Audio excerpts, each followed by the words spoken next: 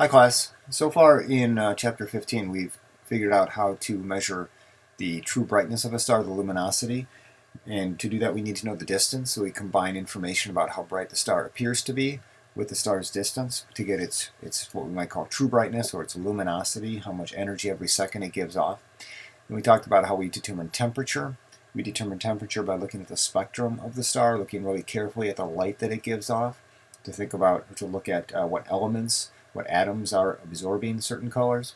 And the temperature of the star kind of tells you how well or how poorly certain atoms will absorb certain colors. So we can get a good idea of the temperature that way. And then we talked about mass, how we can determine mass by looking at how a star interacts with other stars. As it orbits another star, what is the period of the orbit, what is the size of the orbit. Those quantities allow us to determine the masses of the stars that are interacting. So now we want to put these measurements together and look for patterns, see what kind of patterns we see. And so what we do is we make what's called a Hertzsprung-Russell diagram. And this is a diagram that plots certain features of the stars. And if we plot these two features in a certain way, we see some interesting patterns. So we'll talk about what this diagram is, try to understand what it's all about, and what other information we can get from it by looking at this diagram. So this is the Hertzsprung-Russell diagram here. So what are all these? There's a lot of information on this diagram. We'll go through and figure out carefully what everything means. So what we're doing basically is we're plotting on the horizontal, we're plotting temperature, but in a weird way. Temperature actually goes down as we go to the right. Temperature actually decreases as we go to the right. And so we've got numbers here: 30,000 Kelvin, 10,000 Kelvin, 6,000, and 3,000 Kelvin. And remember, we also have those spectral classes, O, B, A, F, G, K, M. And remember that the O stars are the hot stars, B is cooler, A is cooler, M are the really cooler stars, and there's even ones that are cooler than that, other classifications that we haven't really said too much about. So temperature goes down as you go to the right, but directly related to temperature are these spectral classifications.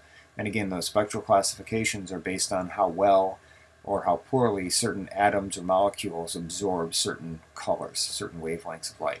So that's the horizontal component of this graph. In the vertical direction, we plot the luminosity, the brightness, the true brightness of the star, the true energy every second that the star is giving off.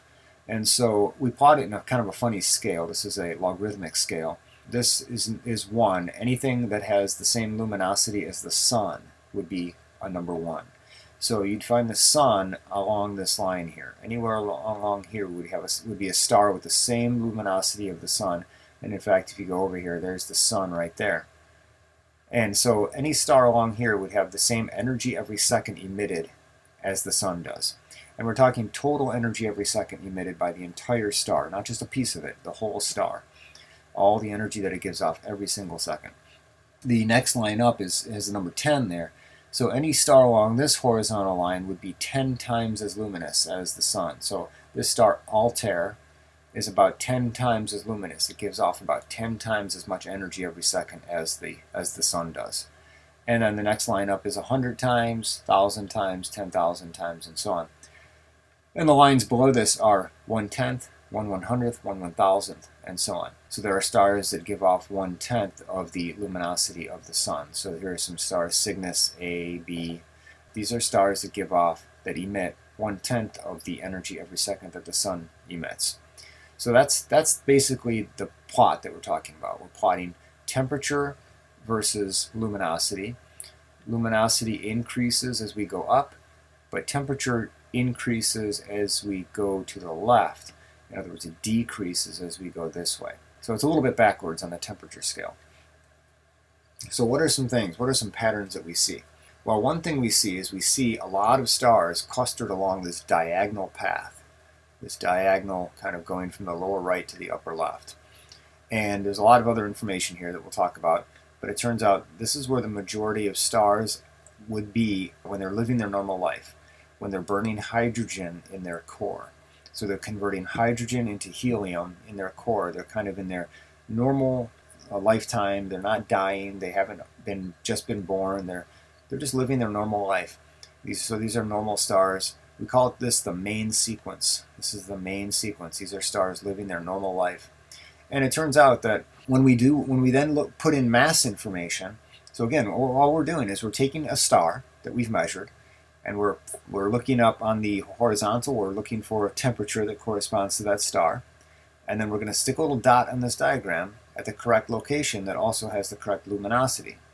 So if we were looking at this star right here, for example, we would plot it there because perhaps it had a luminosity of about 100 times the luminosity of the sun, and it had a temperature of about 10,000 Kelvin. So we'd make a little dot right there on the diagram. But we may also know the mass of that star. And so we plot these stars on this diagram, but we also label their masses. So we've labeled a bunch of masses here. And what's interesting is you see that these low temperature, low luminosity stars are very low mass stars. And as you go up in this, along this diagonal here, the mass increases. Right? So it's not possible, it turns out, from what we have observed at least, and by what we understand about how stars evolve now, it is not possible to have a very low mass star that is very luminous and very hot at the same time. So somehow mass is really the critical factor here. How much mass a star has is really critical as to how bright it is and what its temperature is. And when we also talk about it, if we could figure out its radius, what size the star is, we actually see that these become bigger as you go up as well. So these stars at the top are hot, and so they look kind of blue, and they're very bright, and they're very large. And so we might call these blue giant stars because they're blue, they're hot, they're blue, and they're very large. So we might call these blue giant stars, and they're on what we call the main sequence, meaning that they're living their normal life. They're converting hydrogen into helium, and they haven't yet died. These stars on the other end are very cool. Being very cool, they're going to look kind of red. And not being very luminous, they're going to be fairly small, it turns out. So these are very small stars, and they're very cool, and they're red, and they're very dim. So we call these red dwarf stars. They're red and they're small, red dwarf stars. Our sun is kind of in the middle here. It's not a very hot star, and it's kind of average in luminosity, so it's the number one in terms of luminosity here. It's a temperature of around 6,000 Kelvin or so. So these are some interesting patterns that we see. Most of the stars, all the stars, living their normal life, kind of minding their own business, burning their hydrogen into helium. They can all be plotted on this diagram along this main sequence, and the hotter the star is, the more massive it is, and the brighter it is. And then we also have this information about lifetime. We'll talk about that later too. It turns out that these stars, as you go up in mass, they don't live as long.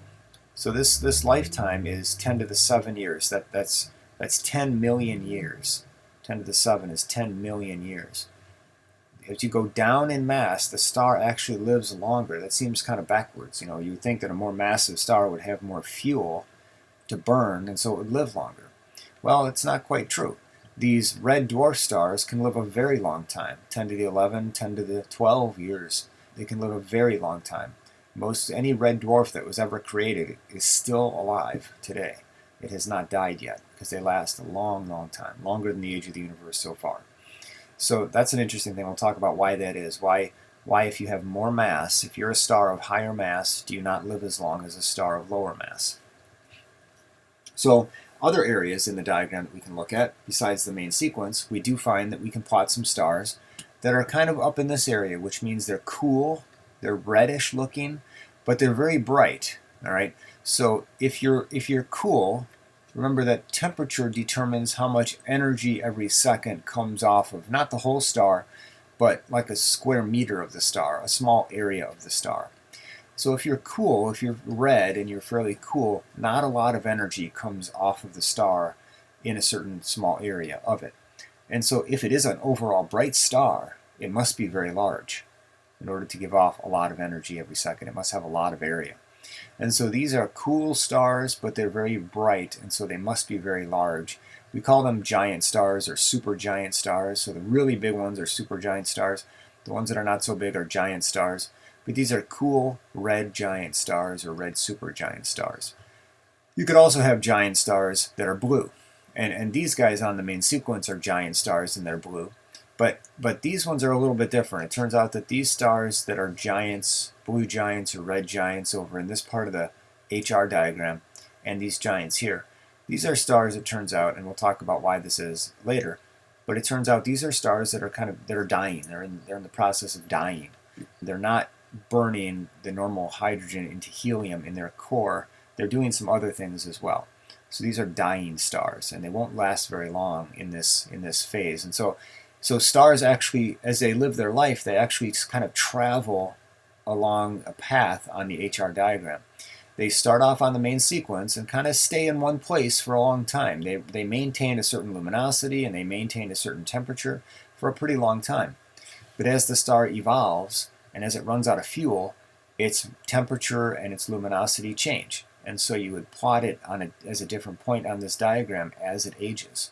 And so these are stars, the giants and the supergiants and the blue supergiants, are stars that used to be on the main sequence, but now they're dying and different things are going on inside of them. And we'll talk about what those things are. But eventually they'll evolve into something else, like possibly a white dwarf, which is these guys down here, or a neutron star or a black hole. And we'll talk about what those are and how we get those things. So the other area at the bottom, I'd mentioned white dwarfs. So these are stars, these are dead stars. These are stars that have completely died.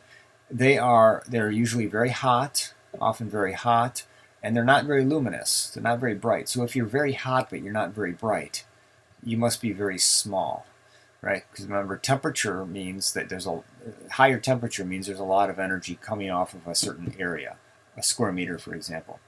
But if you're not very bright, then you must not have too many square meters, so you must be a small star. And so that's what these things are. They're white dwarfs. And they're technically not really stars. They're more just like dead stars. They are dead stars. Nothing's going on in them anymore. Although, if they interact with another star, they could do some interesting things, and we'll talk about what those things are. But there's no more nuclear fusion going on inside these stars. They're no longer really stars. They're just like burning embers. It's just like an ember in your fireplace that's just kind of glowing there. It's not really burning anymore. It's just kind of glowing, and it's eventually going to fade away. But it takes a long time. So we'll talk more about white dwarfs later on. So we basically talked about the stars with the lower temperature and higher luminosity, these giant stars. They must have large radius. And so again, from the HR diagram, we can conclude that we can get information about radius, size, from the diagram. You can't possibly have a low temperature and a high luminosity without being a big star, right? Low temperature, again, means that in a given area, like a square meter of your surface, you give off a low amount of energy. But if you're overall a bright star, that must mean you have a lot of square meters worth of area, so you must be a really big star. And so we can get that information about radius by looking at how much energy the star is actually giving off at a particular temperature. And the white dwarfs then are hot and they're small. So again, these are hot stars. If they're not very bright, they have low luminosity, they must be very small stars. So we call them white dwarfs. They have a small radius. Anything with a small radius, we call it a dwarf. Kind of like the dwarf planet, Pluto. What we also can look at then is when we look at the spectra of the stars, we talked about how we can look at certain colors that are absorbed by certain gases like hydrogen and helium or calcium or whatever. And these absorptions have a certain sort of thickness to them. The absorption lines look either thin or they look kind of thick. And it turns out that if you look at a main sequence star, all the spectra of the main sequence star have a certain sort of thickness to the absorption lines. And if you look at giant stars or supergiant stars, they're a little bit different. And for the reasons why we won't go too much into, but the book discusses that a little bit. But so there are differences in some of the features you can see in the spectra. And so you can identify a star by also looking at its spectrum. You can identify whether it's a main sequence star or whether it's a supergiant star also by just looking at its spectrum. All right. So typically, if you can, normally what you would do is you would say, well, let's try to figure out the distance to the star, and then using the distance and the apparent magnitude, we'll calculate the actual luminosity. And then we compare that with the temperature, and that tells us exactly what the star is. It's a supergiant, or it's a giant, or it's a main sequence. But if you don't have good distance information, you can't very well get the luminosity of the star. But it turns out if you look at the spectrum, if we look at a different feature of the spectrum, you can in fact determine whether it is a supergiant or a giant or a main sequence star. And so looking at that feature of the spectrum, again, it has to do with sort of how thick or how wide those absorption lines are in the spectrum. You can actually determine whether the star is a main sequence or a giant or a supergiant without really knowing, without accurately knowing the distance. So it's another way of kind of determining some properties of the star without knowing the true distance. If we can know the distance, that's great. That's the best thing. But in a lot of cases, we have a hard time finding the distance to a star. So there's this thing called the luminosity class. Any main sequence star is a Roman numeral 5.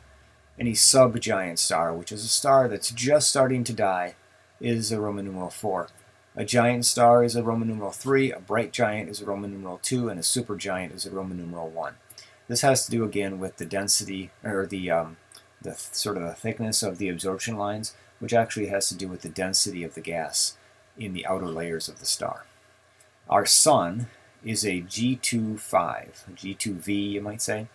G is the spectral type, OBG, OBAFG, that sequence of letters. The number 2 is kind of a subcategory of G. So we break those letters down, O, B, A, F, G. We break them down into numbers 0 through 9, and to kind of sort of more fine-tune the classification, the spectral classification. And so our Sun is called a G2, but then it's called a 5 because it is on the main sequence. It's a star burning its normal hydrogen, converting hydrogen into helium, living a normal happy life. Other stars, the star Sirius, which is the brightest star in the sky at night that you can see, that's an A15. 5 again means that it's or V if you want to say that, it means it's a main sequence star, again living its normal life.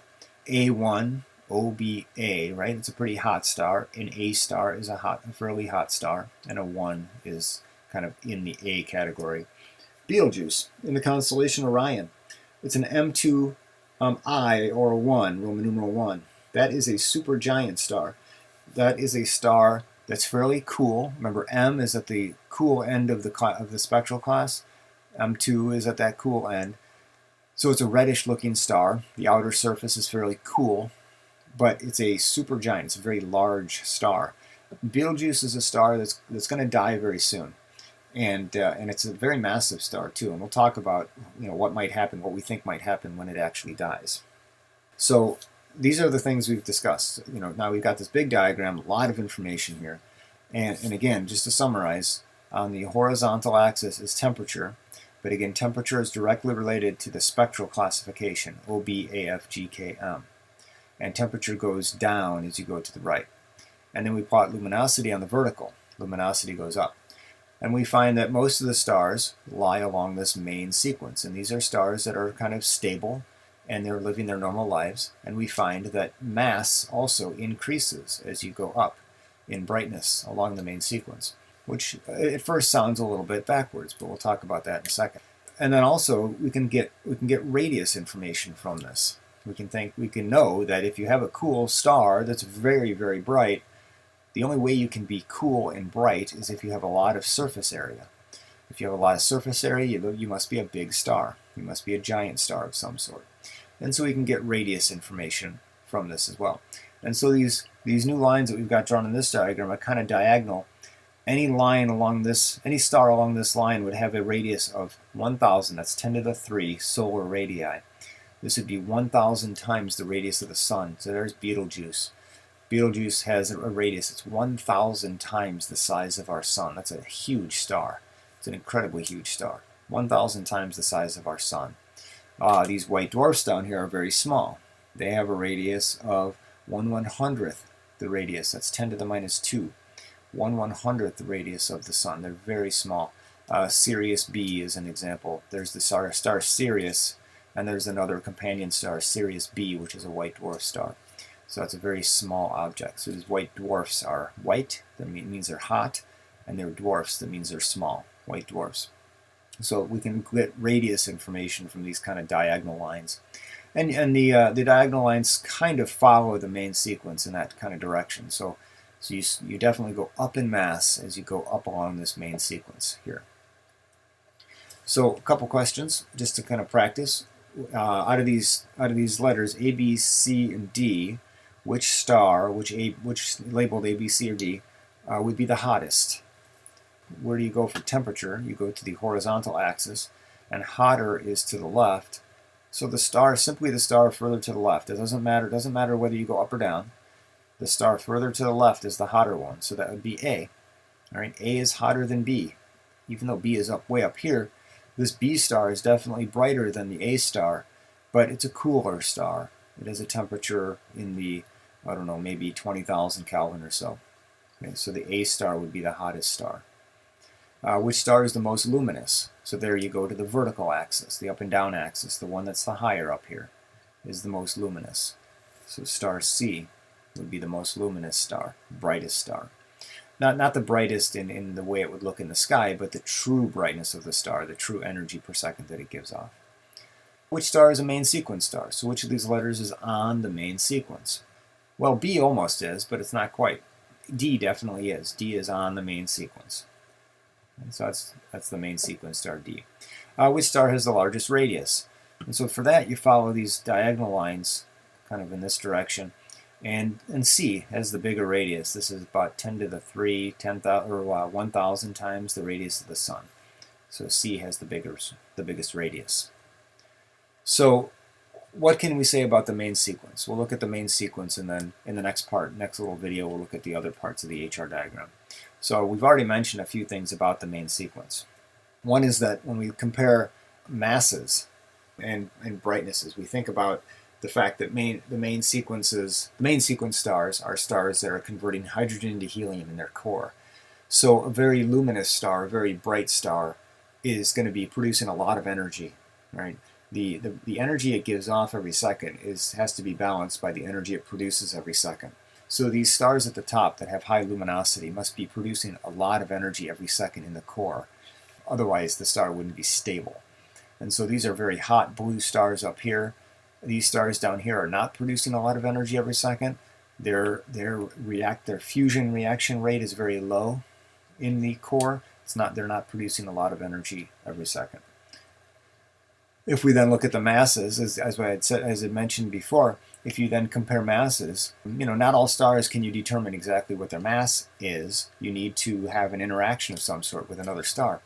But you have a collection of stars that you may have determined masses for, and you label those masses on the HR diagram with those stars, and you find that the mass increases, as we talked about, as you go up the main sequence. So why is that? Well, if you think about the fact that these blue stars up here are producing a lot of energy every second, right? They have to have a lot of fuel to consume. They have to consume a lot of fuel. They have to burn a lot of hydrogen to maintain that energy production. And so these really high mass stars, these really bright stars, burn a lot of hydrogen. They convert a lot of hydrogen into helium. And they do it at a very high rate. They do it very fast because they have to produce a lot of energy to kind of maintain their weight in a sense. So these very massive stars up here, there's a lot of gravity trying to squish them. That really strong gravity makes the core of the star really hot, and that makes the reaction rate go really fast. And so there's, the stars eventually as they're created, they eventually kind of come to equilibrium, and the star is kind of stable for a while. But because it burns its fuel so fast, even though it has a lot more fuel to burn, it actually doesn't live as long. It's burning its fuel so fast to kind of balance gravity that it uses up its fuel much faster than a much lower mass star. So a much lower mass star like this one, it might not have as much hydrogen to burn to begin with, but it doesn't have to burn a lot of hydrogen every second to fight against gravity, because there's not a lot of mass here. The gravity isn't squeezing the star quite as bad. The temperature in the core isn't as high, and so the fusion rates are not as high. And so the star, is kind of happy just sort of sitting there burning fuel at a moderate rate. It can live a lot longer, even though it doesn't have as much fuel to burn in total compared to these massive stars. It doesn't burn its fuel very fast at all, and so it can live a lot longer than these really big, massive, hot stars can live. to summarize that, the core pressure and temperature of these higher mass stars, the core pressure and temperature need to be much larger in order to balance gravity. And the higher core temperatures makes the fusion rates become really high, and that leads to the larger luminosity, the larger energy production. And then because of that, the stars use all their energy very quickly, and they don't live as long. So we can sort of summarize some of these properties. The luminosities that we find of stars range anywhere from 1/10,000th the luminosity of the sun to 1,000,000 times the luminosity of the sun. We have a huge range of brightnesses, of true energy production sort of brightnesses of these different stars. Temperatures range from very cool stars, about 3,000 Kelvin, to really hot stars, 50,000 Kelvin. And masses, if we look at interactions of stars with other objects, masses range anywhere from the low mass of 0.08 times the mass of the sun, all the way up to possibly 100 times the mass of the sun. These are really massive stars. And so when we add in our mass information to these things, we find these patterns that the really low mass stars are the very dim stars, and they're the very cool stars. The very high mass stars are the very bright stars, the very luminous stars, and they're the very hot stars. So there's a direct relationship with mass and these other quantities. And it turns out that the mass is really all that matters.